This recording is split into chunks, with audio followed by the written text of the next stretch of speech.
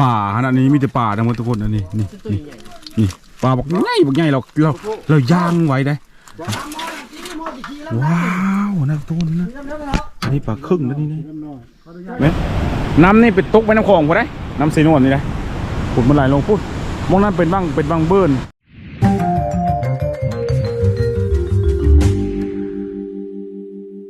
เอาทีมงานเขาย้ายบอดนะบัดนี้ได้พูด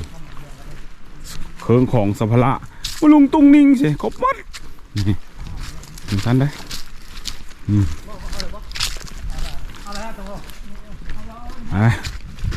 เดินทางครับวันนี้โอเคยินดีต้อนรับเข้าสู่การเดินทางของเรานะวันนี้เขาย้างนะเขาย้างไปที่พักอีบอลไม่ไหมอย่างที่บอกไปในวิดีโอก่อนเขาจะพักบอลคือนำและต่อจากนี้นะพักแล้วปุ๊บแล้วเขาจะพาทุกคนไปเบิ้งน้ำตกตาดแล้วก็พาบอลเบิ้งต้นไม้ใหญ่นะทุกคนเอาเขาย้างไปดิคะแนนทีมงานเขาไม่จะพวกย้างป่าทั้งหมดแข็งแห้งหมดทุกคนเขาย้างมาวันจะขึ้นพูดนะเขาย้างไปวันนี้แหละตลอดนะอันนี้จะว่าสายป่าโดยตรงเนาะกระเป๋าเป้นี่เขาขายในอันบริษัทแล้วเจ้าเนาะเก็บวันนี้แล้วนี่โอ้นั่นนี่ไหนโอ้มันเข่ามาพี่เม่นบอกมียังเม่นนี่นี่เม่นอันนี้หอยเม่นดิอันนี้ได้เอาแล้วคิดว่าหอยแมวใช่ดอกอ๋อหอยเม่นโอ้เม่นแถวนี้หลายเนาะเม่นเนี่ยมันมักอยู่แถวไหนนี่ทำแง่นอยู่นี่ทำอาหารมันกินมันกินยังเม่นหัวใหม่หัวก้อยโอ้หัวก้อยปกติแล้วก้อยนะเขากินมันขั้นข้อเนาะมันกินบุขั้นได้เนาะมาใหม่มันกินทุกชนิดโอ้ขั้นชนิดโอ้กินมดบางไหมนี่ขวางหน้ากินมดพันหัวพันอันนี้กับแม่นอีกหอยหมูป้านี่อ๋ออันนี้กินแตะอ๋อกินมันกระแตอันนี้นี่ปะหอยเม่นนี่หอยหมูโอ้ไปจีอยู่เนาะโอ้โหย่างรับทางเลยเลยนี่เริ่มเห็นต้นไม้ใหญ่นะนี่ต้นไม้ใหญ่ได้นี่ใหญ่ได้นี่ประมาณบ้าง3 อุ้มนี่เข้าไปอยู่ไกลๆนี่โอ้ยไหนมีคนอยู่ด้วยไปมาเลยไปเจ้าปลาหากินเลยยังอยู่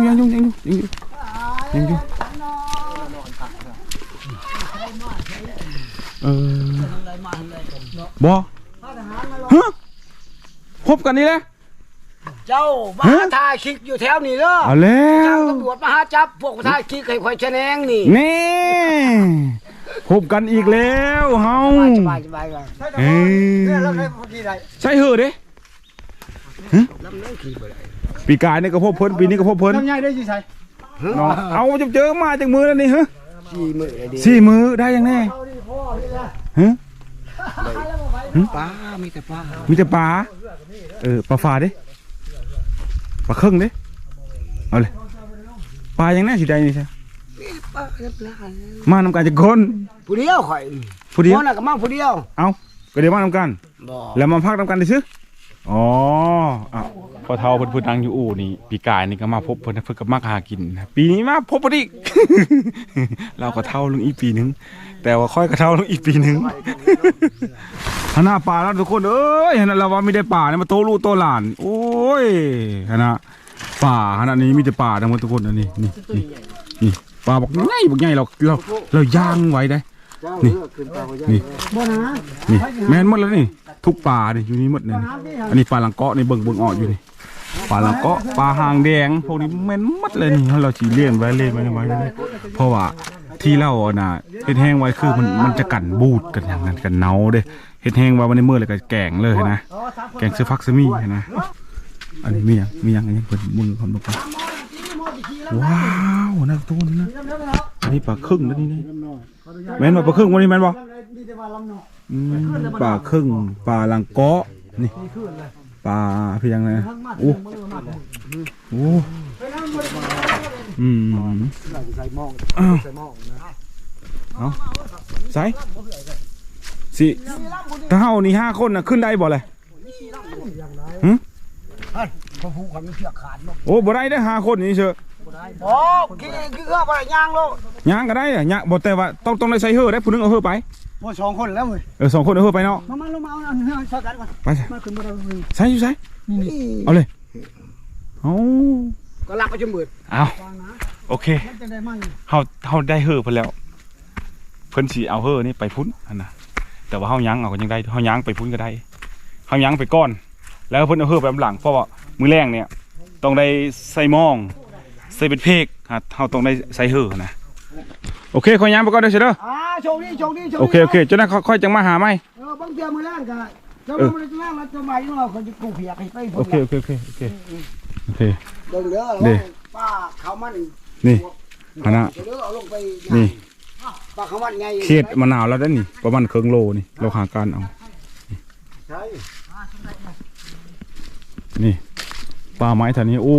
ยยังหลายได้ทุกคนเด้อนี่ปลาไม้นี่เย็นเข้าได้เอาบัดนี้ได้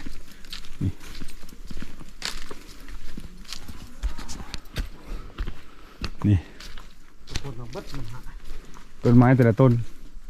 นี่คุณต้นเดี๋ยวเขาพาทุกคนย่างมาก่อนอึ๊บนี่ต้นไม้นี่ทุกคนนี่คุณ1 2นี่3นี่ต้นไม้แต่ละต้นนี่อุ้ยเอานี่ขักได้นี่3-4 อุ้มหมดแล้วนี่มัน5 อุ้มหมดนี่คุณได้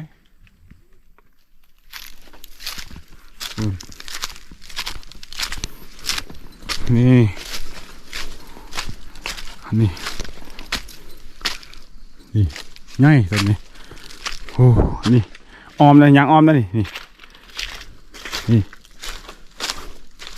คุณ 6-7 คนอุ้มนะแล้วก็ขึ้นไปเทิงๆปุ๊บมีแบ่งครึ่ง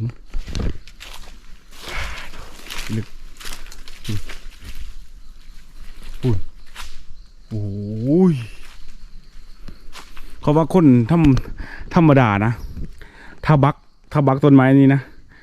เขาว่าใช้เวลาอยู่หลายมือเติบและเฮ็ดกันบ้านหลายเติบนะผู้ที่บักนะอันนี้คนเฒ่าคนแก่ก็จะบักเฮ็ดอันน่ะโกดน้ำมันย่างของฟังหันนี่ก็จะเอาไฟอูดก่อน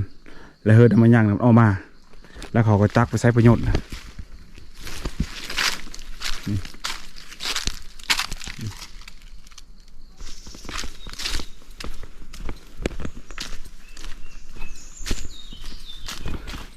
ทางนานะกับต้นไม้ใหญ่ได้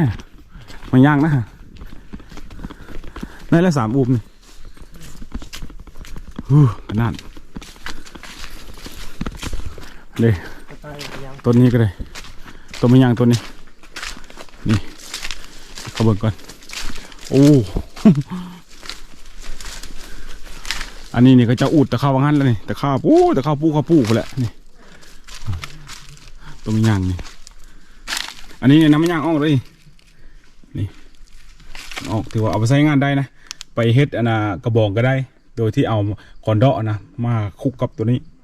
แล้วก็สามารถที่จะไปเฮ็ดกระบอกได้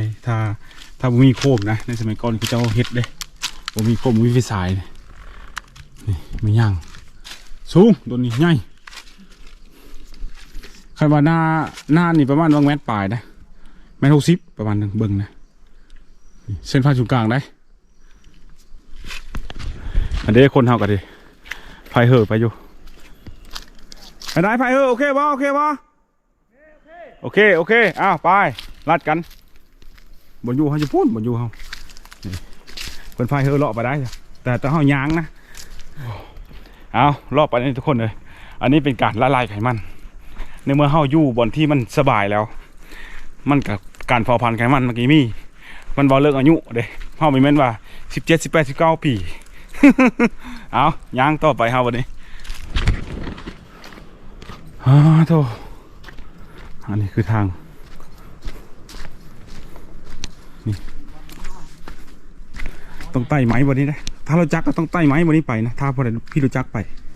ต้องไต่ให้ได้โอเคมาวันนี้ทาเฮอเขาอยู่นี่ทาเฮอเขานี่คือว่าเซมองที่อย่างอยู่ในสิบเอ็ดจุดนี้ถือว่าโอเคเลยพี่ทาเฮออยู่พี่นี่ทาเฮออยู่พี่ นี่อ้าวทาเทียบเฮอ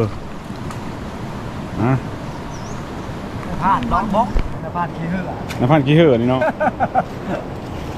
น้อยใช่ไหม นะ มันวันอืม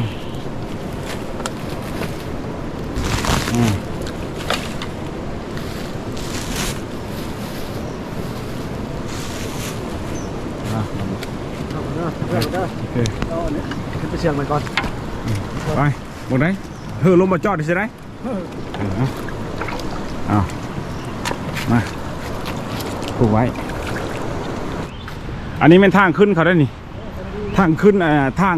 ไปมารถไถเขาเจ้าเนี่ยเป็นทางนี้นี่มึงดูเขายังขึ้นได้นี่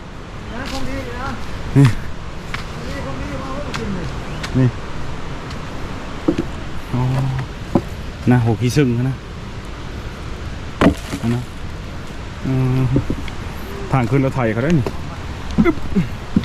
รถธรรมดาขึ้นมาได้นะต้องเป็นผู้เชี่ยวชาญเท่านั้นผู้เคยมาจังมาได้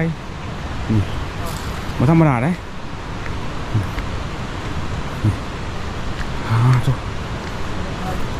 เอา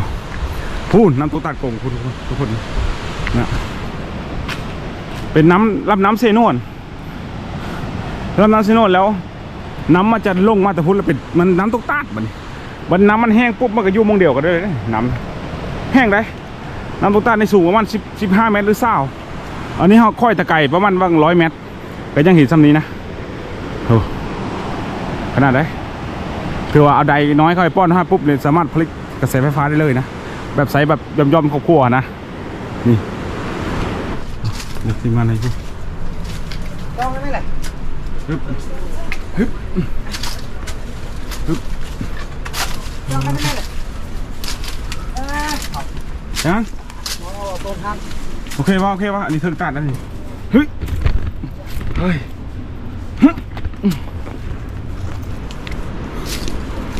ตัวนี่อันนั้นไม่น้ำตกตาดนะได้ยินเสียงมันวุ่นอยู่นะได้ยินเสียงน้ำตกตาดนะทุกคนเสียงดังๆนั่นนึงเด้อ ต้องขอโทษนะเสียงน้ำตกตาด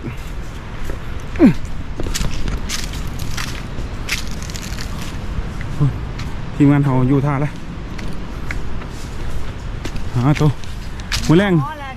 พักในบ้านเขานะโอ้ยมันกับคักก็แล้วนี่เชียวจังไรคักเลยบ่นี้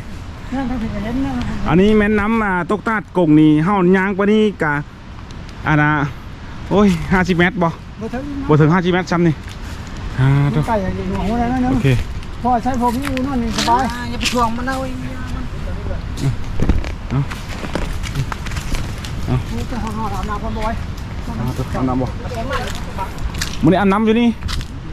น้ำเสมอเลยครับอาบน้ำเสมอแต่ว่าอาบน้ำนี่ห้ามสู้สบู่บ่สู้ได้บัดฮะอย่าว่าไปรัดหมูยัดซัดอย่างหมดสู้ได้สบู่นะในพันเติมบ่สู้สบู่ซะอาบน้ำซื้อในใช้จะเห็นบ่สบู่นี่มีผลบ่ครับเวลาซัดมี100%เลยผลอ๋อมันกลิ่นหอมกินมันแน่นอนจะไปรอดอ๋อโอเคในผ่านนี่ผมบอกว่าจะไม่ได้อาบน้ำถ้าอาบน้ำก็ไม่ได้สู้สบู่แต่ห้ามอดอยู่ไหนนะเอาแล้วแต่เพิ่นจะได้เบิ่งน้ำตกตาดนะทุกคนเสมอก่อนแม่นอันห้อยอันหมูมันแม่นบ่ห้อยหมูคัดตัวนี้แม่นบ่แม่นจะมีน้ำก็ยังสิบ่อาบโอ้ว้าไปร้านหมูโอเคใช่ ย่างมากนี่หอบเลย หอบแล้ว หอบแล้ว แต่เฮานี่ยังสบายอยู่แล้วนี่ โอ้ สบาย ตายเลย ก็ลุยได้ขึ้นพูด ตายแล้วข่อยเนี่ยนี่ ได้สบายไปต่ออีกได้สบายนี่ บ่ไหว้ข่อยบ่ไหว้ โอ้ เครือคนนักได้ อากันนักคือกันนี่ มาเบิ่ง นี่ เบิ่ง นักคือกันนักคือกัน กันยังบ่เท่าข่อยอยู่ เออ แต่ว่าข่อยนักเนี่ยกว่า เออ แต่ก็ยอมรับผมบ่ค่อยอ่อนได้ เออ ข่อยย่างมากกัน เฮายังไต่สันเขานี่6 กิโลเมตร ปา ไต่ได้สบาย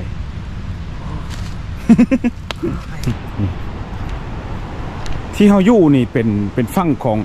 แขวงสวรรณเขตแต่ฝั่งนั้นน่ะเป็นแขวงสารวัตรนะอันนี้น้ำนี่เป็นน้ำเสบางโน่นได้นี่อันนี้มันน้อยแล้วถ้าว่าน้ำย่ำหน้าฝนนี่โหเต็มหมดเลยแถวนี้นี่น้ำพัดมันจะเก่งหมดนี่อันนั้นที่อันลงบ่อน้ำลุบฮะน่ะก็จะเป็นต้านกงนะทุกคนนะโอ้โหแต่ว่าเอาพายเบิ่งก่อนนั่นอันนี้คือต้านกงนี่พูดลกได้น้ำในที่มันตกลงมาในโอ้กลัวเอาไปนะประมาณ15 หรือ20ไม้อู้ไม้อาไม้ใหญ่ๆแล้วไม้แค่แล้วโตหันนะหักเลยอยู่หันเลยคุณได้แต่ถ้าว่าย่ำหน้าฝนนะน้ำก็จะโตลงนี่แห้งได้เสียงดังน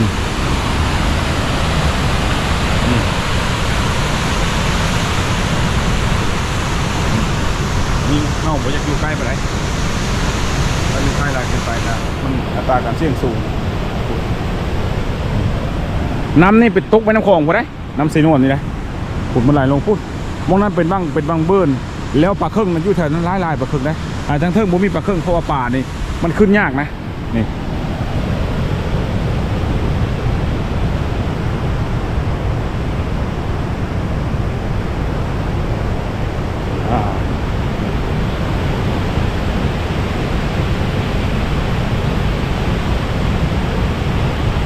โอ้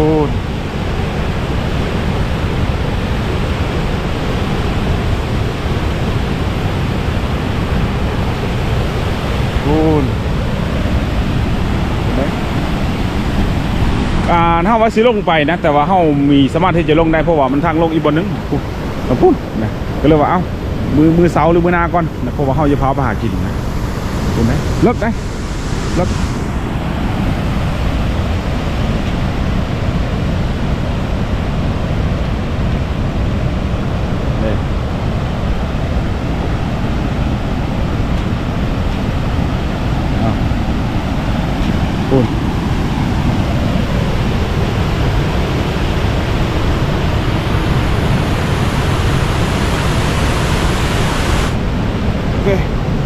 ระวังฮึบ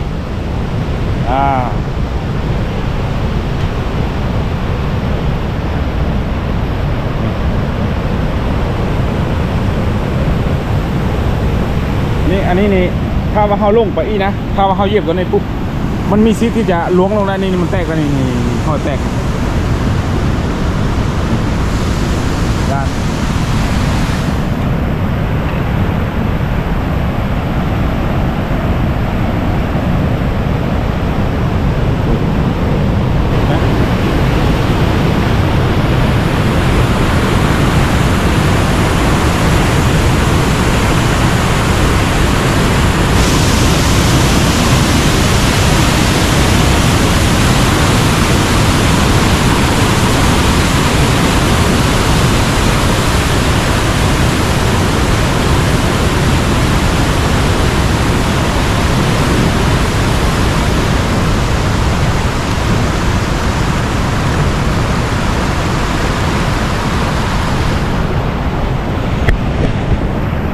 โอเคทุกคนเลยเธอเบิ่งซ้ำนี้นะเดี๋ยวมือหน้ามือเสาร์นะจังยังพลาดลงเพราะว่าเข้าฟ้าไปหากินแล้วทุกคนฟ้าไปซื้อเวสเซอร์มองเพราะว่าเข้าไม่มีกินง่ายเลยนี่อันนี้นี่แม่นโหของชาวบ้านหัวโง่กับเจ้าข้อโง่กับเจ้าข้อโง่นี่มันว่าชาวบ้านเขาจะมาปล่อยโง่แหละเขาจะมาฉีดวัคซีน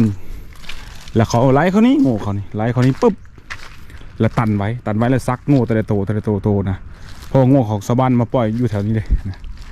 ปล่อยท่านี้คือมันไม่มีให้มีหน้าแต่พระเจ้าละมาปล่อยงูไปควายอยู่นี่นะ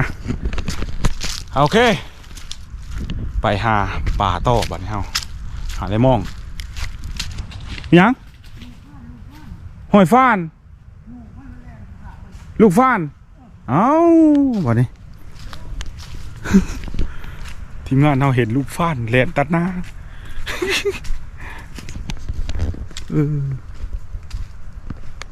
ลูกมันใหญ่บ่ลูกฟ้านลูกฟ้านแท้ๆอ๋อโอเคเอาพยายามมัน หนูมันแรง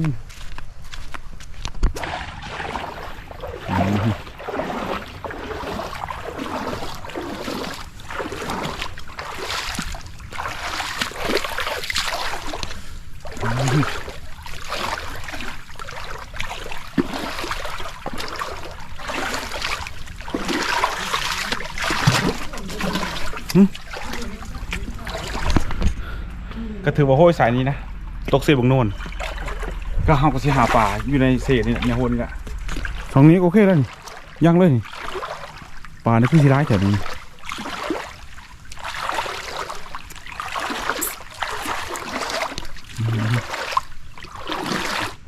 อันนี้ไม้นี่มันหักลงเองได้นี่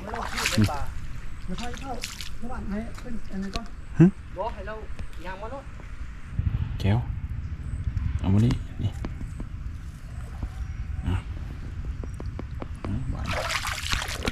ถึงเลยพึ่งเลยนี่ปลานี่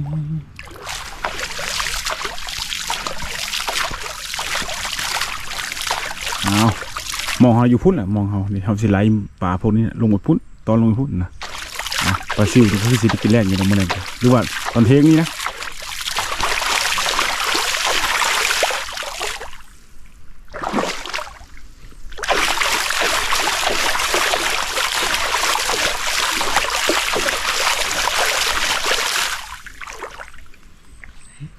อันนี้ฮะนี่ได้มีโพได้ ไป มีโพได้นี่เอาไปเลยเก็บเอาไปเลยโอเคแก้วบานนี่ฮุบขึ้นได้บันฮุบขึ้นได้ฮุบขึ้นนี่อยู่คนนี้นี่เยอะแยะเลย มาเดียวได้นี่ไปปุ๊ดบันห้อง ไปเถอะ โอเคนี่เป็นประโยชน์ได้ทุกคนเลย ขันเอาอีกบ้านนึงทำนี่โอเคแล้วนะไปเน็ตเปิดโต๊ะเอาบนโต๊ะบ่มันจะให้โต๊ะได้คือบนโต๊ะสิโต๊ะนั่นเด้โอเคนี่ ปลามันใหญ่กว่าหม้อ ปลาใหญ่กระมองเลยนี่งานนี่บาทเดียวได้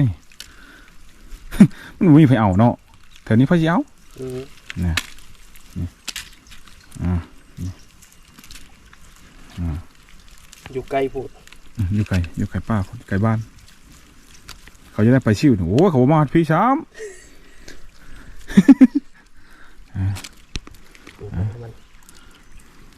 การหากินเนี่ยคือเอามองปลาซิวมาคือเขาจะได้ปลาใหญ่บ่เขาอยากได้อยู่นะแต่ว่าทีมงานเขาไปซื้อเบ็ดแล้วเนี่ยคนเขาอยู่พุ่นนะคนเขาพุ่นดังไฟทาอยู่เขาสีอุปลากินเอาเขาก็ได้ตำหมกทั่วเอาแม่นแหละเนาะแม่นเลยตำหมกทั่วโอเคโอ้ปลาไม่ใช่ไปใช่ป่าเอาปลาเดียวได้